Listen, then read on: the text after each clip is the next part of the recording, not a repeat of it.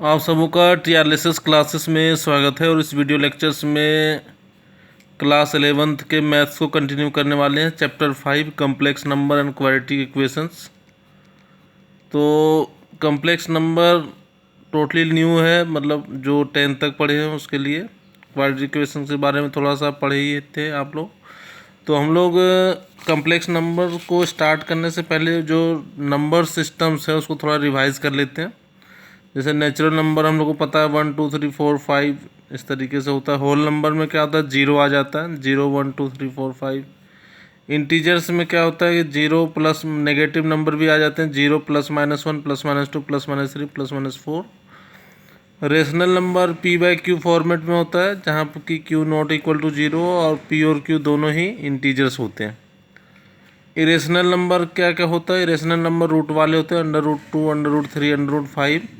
मैंने ऐसे नंबर जिसका रूट जो है ना निकले, जैसे √2 है तो नॉन टर्मिनेटिंग नंबर भी कहते हैं, मैंने डेसिमल के बाद वैल्यूज रिपीट करते रहते हैं, तो उसको इरेशनल नंबर कहते हैं। √4 इरेशनल नंबर नहीं होगा क्योंकि √4 बराबर 2 हो जाता है। तो √2 √3 √5 ये सारे इरेशनल नंबर हैं। उसके बाद रियल नंबर्स क्या होता है, रियल नंबर्स होते हैं जितने भी नंबर्स हैं, सब सारे ऊपर वाले जितने भी नंबर हैं सबको रियल नंबर कहते हैं। जैसे all natural number, whole number, integers, rational numbers, irrational numbers are real numbers. जितने भी ऊपर में नंबर दिखाए गए सारे ही रियल नंबर्स हैं, ठीक है। उसके बाद हम लोग चैप्टर में आते हैं कम्प्लेक्स नंबर। कम्प्लेक्स नंबर को जनरली जेड से डिनोट करते हैं, ये ध्यान रखना है। और जेड बराबर a प्लस आयोटा बी लेते हैं, a प्लस आयोटा बी। अच्छा, जिसमें a को हम लोग रियल पार्ट कहते हैं, b को इमेजनरी पार्ट्स कहते हैं। i जो लिखा हुआ है इसको आयोटा पढ़ते हैं, IOTA। और इसका वैल्यू जो होता है √-1 होता है, ठीक है ना, ये ध्यान रखना है। इसको complex number a plus iota b के फॉर्मेट में होता है, standard format of complex number. तो इसमें कन्वर्ट करना रहता है, जो भी ये ध्यान रखना है, स्टैंडर्ड फॉर्मेट काफ़ी ज़रूरी है। ए को रियल पार्ट, बी को इमेजनरी पार्ट, आयोटा √-1 होता है, जेड हमारा कम्प्लेक्स नंबर होता है। तो ये एक स्टैंडर्ड फॉर्मेट समझ में आ गया कम्प्लेक्स नंबर्स का। अब यहाँ से देखते हैं हम लोग, जैसे प्रॉपर्टीज़ ऑफ आयोटा। जैसे आयोटा का वैल्यू याद हो गया होगा, √-1 होता है। और यदि आयोटा स्क्वायर हो तो जैसे आयोटा स्क्वायर करेंगे तो ये रूट हट जाएगा, मतलब -1 होता है, ये याद रखना। ये 4 वैल्यूज़ तो याद होने चाहिए। आयोटा का वैल्यू √-1, आयोटा स्क्वायर जो है -1 होता है। आयोटा की पावर 3 अगर है तो iota into 2 into iota power 1 लिख सकते हैं। आयोटा की पावर 3 को, क्योंकि हमको पता है कि पावर ऐड हो जाएगा, बेस सेम है तो आयोटा पावर 3 आ जाएगा। और आयोटा स्क्वायर जो है -1 होता है, और -1 इंटू आयोटा माइनस आयोटा होता है, मतलब एक मैंने आयोटा टू द पावर 3 जो है माइनस आयोटा के बराबर होता है। फिर आयोटा टू द पावर 4, ये iota square into iota square लिख सकते हैं इसको। अब आयोटा स्क्वायर का वैल्यू -1 होता है, यहाँ से देख सकते हैं। और आयोटा स्क्वायर -1 तो माइनस प्लस होता है, मतलब आयोटा टू द पावर 4 जो है वो 1 होता है। तो 4 ये बेसिक्स जो है याद रखने हैं। आयोटा स्क्वायर -1, आयोटा की पावर 3 माइनस आयोटा, आयोटा की पावर 4 1। अब किसी भी कितनी भी पावर हो, जैसे आयोटा की पावर 4 12 है, तो जब 4 से ज़्यादा पावर रहे तो हमेशा 4 से डिवाइड करना। जैसे हम लोग 4 से 12 को डिवाइड किए तो ये 3 से कट गया, तो हम लोग आयोटा की पावर 4 टू द पावर 3 लिख सकते हैं, क्योंकि हम लोग पता है ए की पावर m पावर n, ए की पावर m इंटू n हो जाता है। अब ये अंदर वाला जो आयोटा की पावर 4 है 1 हो गया, तो आयोटा की पावर 3 जो है 1 आ गया, मतलब आयोटा की पावर 12 जो है 1 होता है, ठीक है ना। तो ये जो 4 बेसिक्स फॉर्मूले जो हैं आयोटा के, उसके हेल्प से आयोटा की कितना भी पावर हो तो उसको हम लोग फाइंड आउट कर सकते हैं। जैसे आयोटा की पावर 2000 है तो डिवाइड किए 500 से कट गया, तो इसको आयोटा की पावर 4 पावर 500 लिख सकते हैं, क्योंकि दोनों मल्टीप्लाई करेंगे फिर 2000 आ जाएगा, और फिर ये 1 हो गया, और ये इसका आंसर 1 हो गया। अब यहाँ से देख सकते हैं जैसे आयोटा की पावर 27 है, तो अब क्या करेंगे हम लोग, 27 डिवाइड कर दिए, 3 रिमाइंडर हो गया। तो 27 को हम लोग ऐसे लिख सकते हैं 4 × 6 + 3 मैंने 27 की जगह में लिख दिया आई की पावर 4 इंटू 6 प्लस 3। आई की पावर ये मान लो m प्लस n है, तो x की पावर m इंटू एक्स की पावर n, एक्स की पावर m प्लस n होता है, और x की power m plus n x की पावर m इंटू एक्स की पावर n होता है। x की पावर m इंटू n हो तो x की power m to the power n हो जाता है, और x की पावर m की पावर n हो तो x की पावर m इंटू n हो। तो पावर वाले थोड़ा कंसेप्ट याद रखने हैं। तो इसको हम लोग फिर ये दोनों को अलग अलग कर सकते हैं, बीच में प्लस है। अब ये 4 इंटू 6 है, तो इसको i to power 4 to the power 6 लिख सकते हैं, क्योंकि 4 इंटू 6 हो जाएगा फिर। अब ये इसका वैल्यू 1 होता है, और 1 की पावर 6 1 होता है, और आयोटा की पावर 3 माइनस आयोटा होता है, तो आयोटा की पावर 27 माइनस आयोटा हो गया। ठीक है। अब कुछ इंपॉर्टेंट जैसे concept algebra of complex number, मतलब जोड़ेंगे कैसे। यदि दो कॉम्प्लेक्स नंबर मान लो ये दिया हुआ है, Z1 हमारा A1 प्लस आयोटा B1 है, Z2 A2 plus iota B2 है, तो जब जोड़ेंगे तो रियल पार्ट जैसे बताया कि ये जो है रियल पार्ट के साथ जुड़ेगा A1 प्लस A2, और आयोटा के साथ जो होता है उसको इमेजिनरी पार्ट कहते हैं। तो आयोटा कॉमन ले लिए B1 प्लस B2।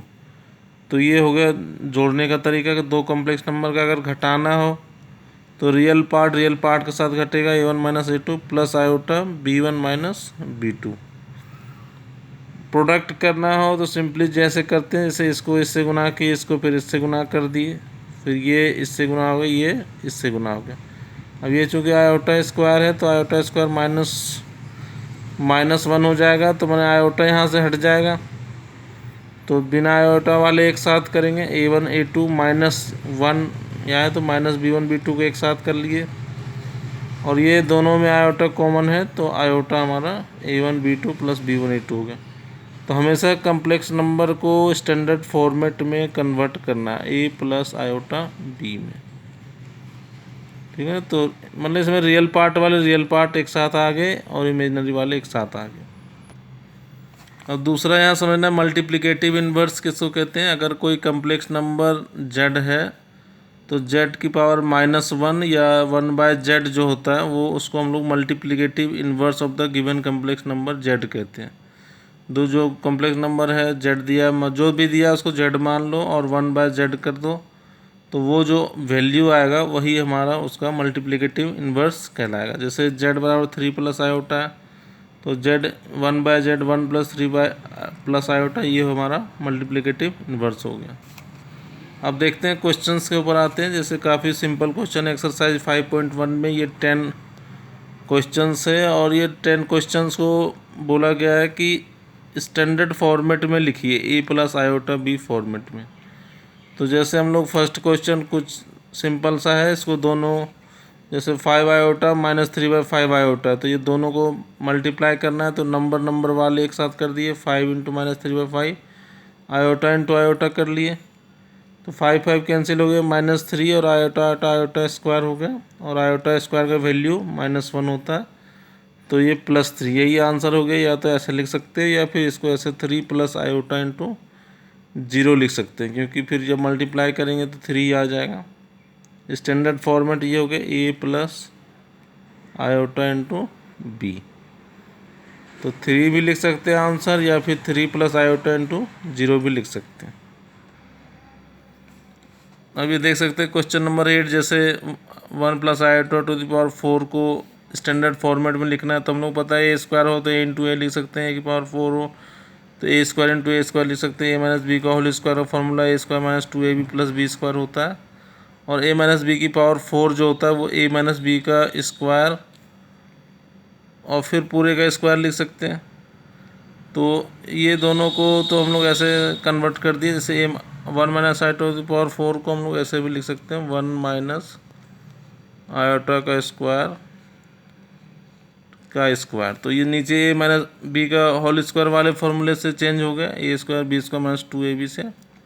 फिर नीचे वाला अब आयोटा का स्क्वायर -1 होता है, तो 1 माइनस 1 कैंसिल हो गया, मतलब -2 आयोटा फिर स्क्वायर, तो ये 4 हो गया, -2 का 4 और आयोटा स्क्वायर हो गया, और फिर -1 हो तो 4 इंटू -1 -4 हो गया। अब कुछ जैसे important formula A plus B into A minus B, A square minus B square होता है, x y to the power n x to the power n into y to the power n होता है। X y to the power n x to the power n to y to the power n होता है। तो ये सारे फॉर्मूले आपको याद होना चाहिए, कंसेप्ट समझ में आएगा। X to the power n to y to the power n x y to the power n होता है। तो क्वेश्चन नंबर जैसे 11 से 13 में मल्टीप्लिकेटिव इन्वर्स निकालना है। जैसे ये 3 क्वेश्चन है, तो पहला जो जैसे 11 ये क्वेश्चन है तो जेड मान लिए, जो दिया हुआ कम्प्लेक्स नंबर उसको जेड मान लिए। अब हम लोग को पता है मल्टीप्लिकेटिव इन्वर्स 1/z होता है, तो 1/4 माइनस 3 आयोटा हो गया। अब स्टैंडर्ड फॉर्मेट में लाना है, जो भी कम्प्लेक्स नंबर है उसको a प्लस आयोटा b में लाना है। तो ये नीचे में है, तो इस तरीके से फॉर्मेट में लाने के लिए रेशनलाइज करेंगे। जो नेगेटिव अगर यहाँ माइनस है तो ऊपर में प्लस लिख देंगे और वही को डिवाइड करेंगे। जैसे 4 - 3 आयोटा, 4 + 3 आयोटा, 4 + 3 आयोटा लिख दिए। तो ऊपर तो 4 + 3 आयोटा हो गया। अब ये दोनों a + b × n a - b कर लिए, तो a² - b²। ये 16 हो गया और 3 का स्क्वायर 9 हो गया, आयोटा का स्क्वायर -1 होता है, तो इसलिए 3 आयोटा का स्क्वायर -9 हो गया। तो ये 25 हो गया। अब ये 25 को 4 से डिवाइड कर दिए और ये 3 से भी डिवाइड कर दिए। मतलब ये हमारा standard format a + iota b के फॉर्मेट में आ गया। तो यही इस क्वेश्चन का आंसर है।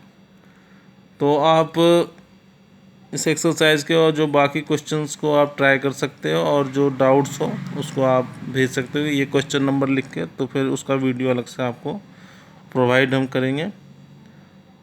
Thank you.